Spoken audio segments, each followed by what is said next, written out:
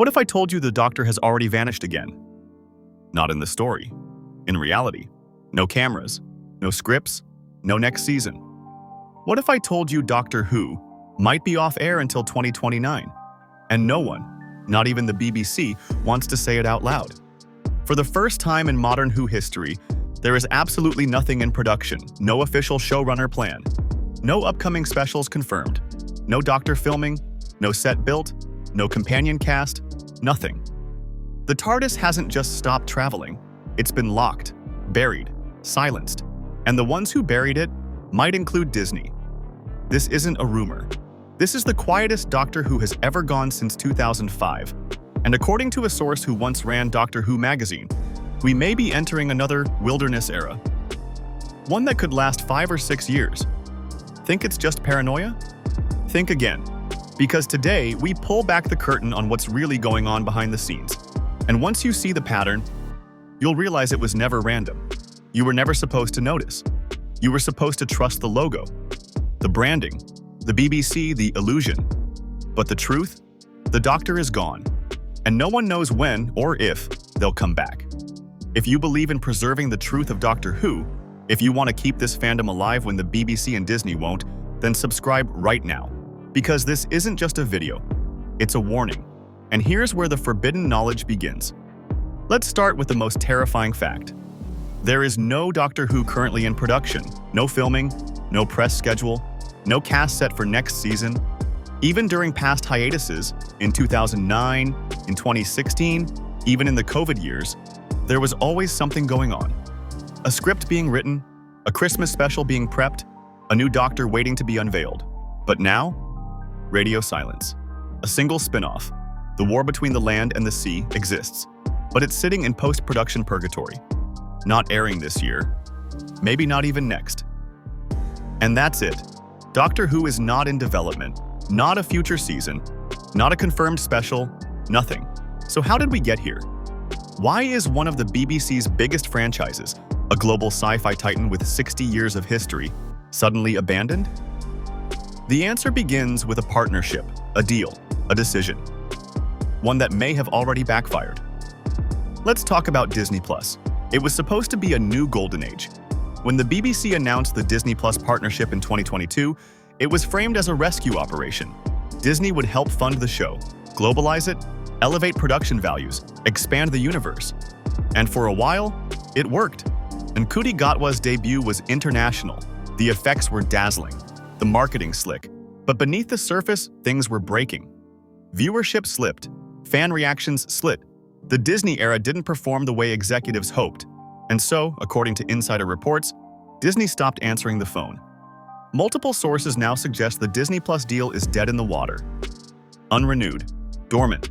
Disney got what it wanted, a 60th anniversary event, 2 headline-grabbing seasons, 1 big spin-off, and now they're out. But here's the catch, the BBC can't move on yet. Legally, the Disney contract locks them in place until The War Between the Land and the Sea airs. So even if they wanted to pitch Season 3 to Netflix, HBO Max, Amazon, they can't. They're stuck, frozen, paralyzed. Which brings us to the next ugly truth. Even if the BBC could greenlight a new season, they couldn't afford it. Doctor Who is expensive. The kind of expensive the BBC can no longer handle alone. Russell T Davies has already hinted at the problem. Budgets don't stretch the way they used to, especially with the license fee frozen and inflation rising. Visual effects, international filming, actor salaries, everything has gone up. And without Disney's money, the TARDIS isn't going anywhere. Some fans argue, why not go back to basics? A cheaper Doctor Who, less green screen, more writing. But even that needs money. Sets, costumes, post-production.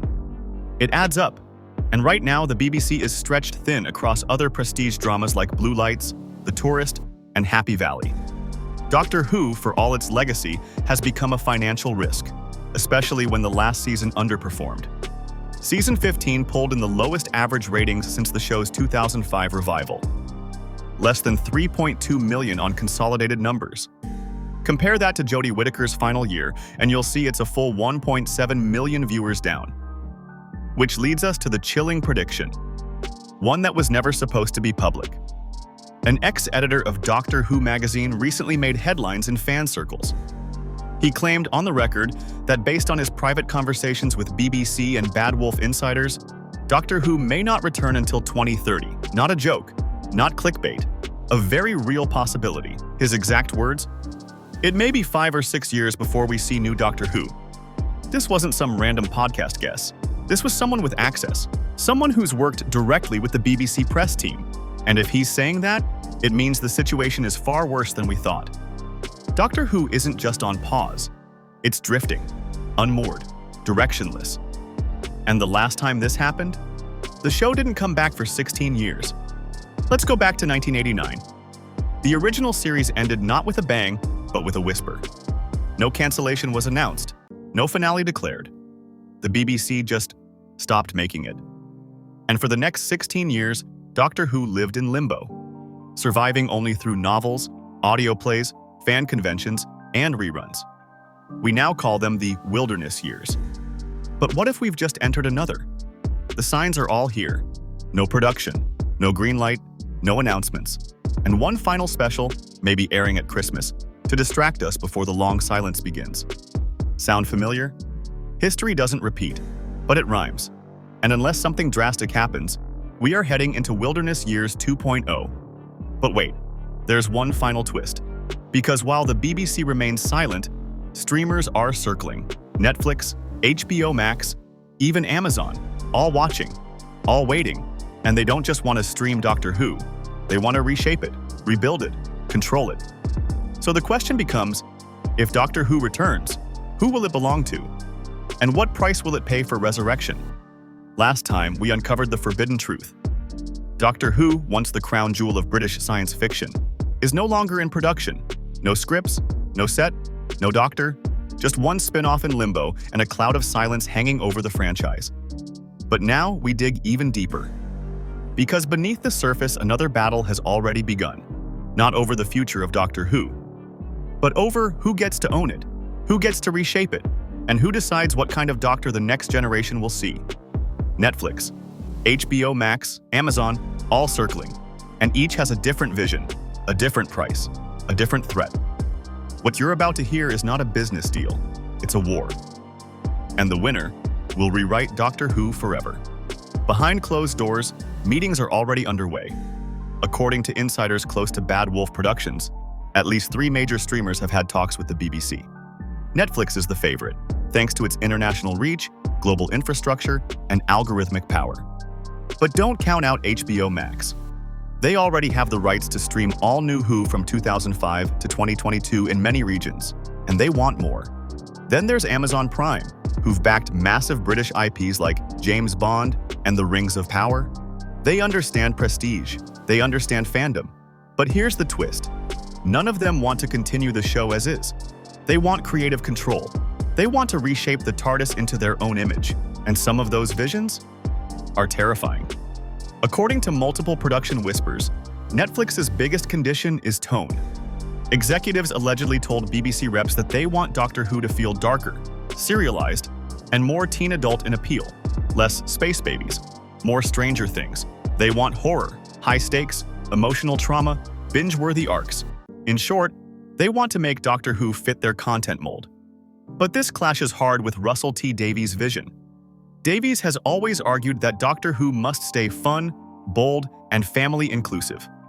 That it should be weird, child-friendly, and unapologetically British. He sees the show as a place where kids and adults watch together, not another adult-only genre drama. But here's the cruel reality. Netflix holds the money, and in this power game, vision is nothing without budget. Which leads to the most painful question. Will the BBC sacrifice its soul to keep the TARDIS alive? HBO Max, currently holding the new Who archive, has different ambitions. They want legacy. Their approach is to emphasize Doctor Who's long history, the deep lore, the interwoven timelines, the serialized mythology. Think Game of Thrones meets Torchwood. Whispers suggest they've floated ideas of multi-season arcs, spin-offs set in Gallifrey, unit political dramas, even Time War flashback series. In their hands, Doctor Who wouldn't be fun. It would be epic, cinematic, bleak, complex, And while some fans might love that, it risks becoming something else entirely. A prestige HBO show with none of the show's original spirit. Doctor Who becomes myth, not adventure. And what happens to hope when the Doctor stops smiling? Then there's Amazon. Their bid, according to production sources, comes with the biggest potential budget. Amazon reportedly offered to bankroll 3 seasons up front, contingent on Doctor Who becoming global tentpole content. That means explosions, star power, expensive visuals, the Bondification of the Doctor, but also deadlines, committees, executive rewrites. In Amazon's version, the Doctor might regenerate into a Hollywood name. Billie Piper? She'd be just the beginning. They'd turn Doctor Who into a franchise engine. But Doctor Who isn't Marvel. And the danger is simple.